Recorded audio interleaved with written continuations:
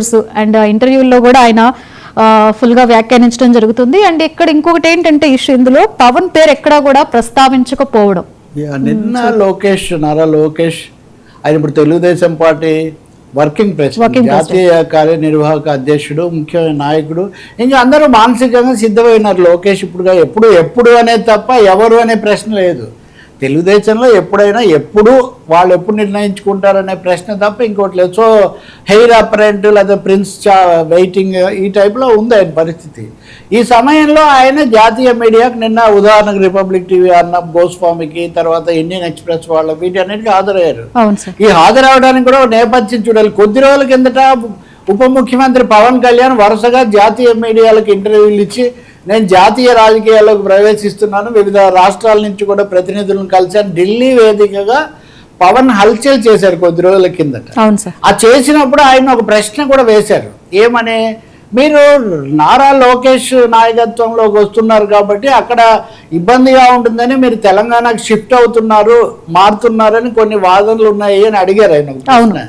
అదేం లేదండి, నేను మామూలుగానే వెళ్తున్నాను, తెలంగాణ నా మాతృభూమి, ఇవన్నీ ఆయన చెప్పారు. ఇప్పుడు సహజంగా నారా లోకేష్ ఇప్పుడు వెళ్ళి కీలకమైన ఇంటర్వ్యూలు ఆ ముఖ్యమైన వాళ్ళకి అవి ఇస్తున్నప్పుడు ఈ ప్రశ్నలన్నీ వస్తాయి. ఒకటి ఆయన పాత్ర, వాళ్ళ ప్రభుత్వం యొక్క వ్యూహం, మూడవది పవన్ కళ్యాణ్, నారా లోకేష్, ఎందుకంటే ఇద్దరు యువ నాయకులు కాబట్టి. ఈ క్రమంలో కనుక మనం చూస్తే ఒకటి వాళ్ళ నాన్న, ఆయన వారసత్వం, పెట్టుబడులు, ఐటీ ఇటువంటివన్నీ మామూలుగా చెప్పారు. జగన్ ఏమైనా అరెస్ట్ చేస్తారా అనే ఒక ఇది వచ్చినప్పుడు చట్టం తన పని తను చేసిపోతుంది, మేమే తలుచుకుంటే జగన్ బయట ఉండేవాడు కాదు. ఇది ఒక ముఖ్యమైన ఇందాక మనం మాట్లాడిన నేపథ్యంలో మేమే కుట్రలు పడే వాళ్ళం అయితే మేమే కనుక ఆ విధమైన కక్ష సాధింపు చేస్తే జగన్ బయట ఉండేవాళ్ళు కాదంటే, ఇప్పుడు నార్మల్గా ఉంటే జగన్ బయటే ఉంటాడు అని ఒక అర్థం కూడా దాంట్లో ఉంది. అంటే కక్ష సాధింపు చేస్తే లోపలికి వెళ్తారు అంటే నార్మల్గా బయటే ఉంటారని. సరే, లిక్కర్ కుంభకోణం అది ఇప్పుడు ఈరోజు కూడా ఈడీ విషయాలని కొన్ని బయటకు వచ్చాయి.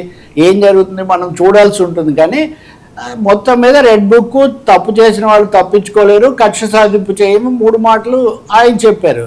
అమరావతికి సంబంధించి కేంద్ర ప్రభుత్వం నిధుల మీరు చేస్తున్నారని అడిగితే కొంత వాళ్ళు 10,000 కొంతవరకు వాళ్ళు ఇచ్చారు, కానీ మేము ఎక్కువ భాగం మేమే రైజ్ చేస్తున్నాము అనే ఒక అంశం కూడా పరోక్షంగానే ఎంతో కొంత ఆయన చెప్పాల్సి వచ్చింది. కీలకమైంది, లోకేష్కు చాలా బలమైంది. మోదీ ఎప్పుడు పలకరించడం, మోదీ ఇంటికి పిలిచడం, మోదీ వాళ్ళు ఇంటికి రావడం, ఇవన్నీ కూడా జరిగాయి కదా.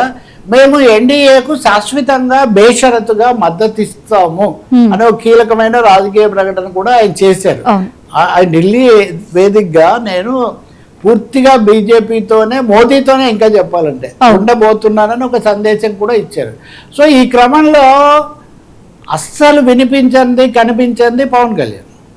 మరి పవన్ కళ్యాణ్ స్వయంగా అదే ఢిల్లీలో లోకేష్తో నాకేమి ఇబ్బంది లేదు, ఆయన వారసత్వ పేచీలు లోకేష్తో నాకు లేవు అని ఆయన చెప్పారు పవన్.